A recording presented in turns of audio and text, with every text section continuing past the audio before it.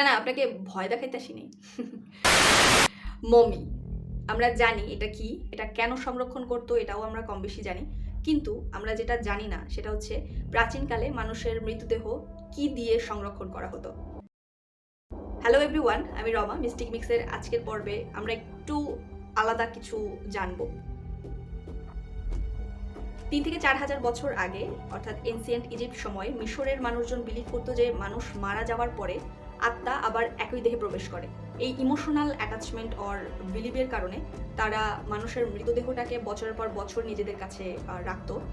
এই যে পুরো প্রসেস, এটাকে বলা হয় মামিফিকেশন, যেটাকে আমরা সংক্ষেপে মমি বলি। এই মামিফিকেশন অর্থাৎ মমিটা যে উপাদান দিয়ে সংরক্ষণ করা হতো সেটার নাম নেট্রন। নেট্রন মূলত সোডিয়াম কার্বনেট, সোডিয়াম বাইকার্বনেট এবং কিছু খনিজ লবণের সংমিশ্রণে তৈরি, যেটা প্রাচীনকালে ড্রাইং এবং প্রিজারভেটিভ হিসেবে কাজ করতো। শুধুমাত্র মানবদেহ না, যে কোনো কিছু শুকানোর জন্যই এই একটা লবণ এনাফ ছিল। তো অদ্ভুত না ব্যাপারটা? এনিওয়ে, দেখা হবে নেক্সট কোনো ভিডিওতে। আর হ্যাঁ, প্রতিদিনের অদ্ভুত এই ধরনের ইনফরমেশন জানতে আর কফর আমার সাথেই থাকুন। Thank you.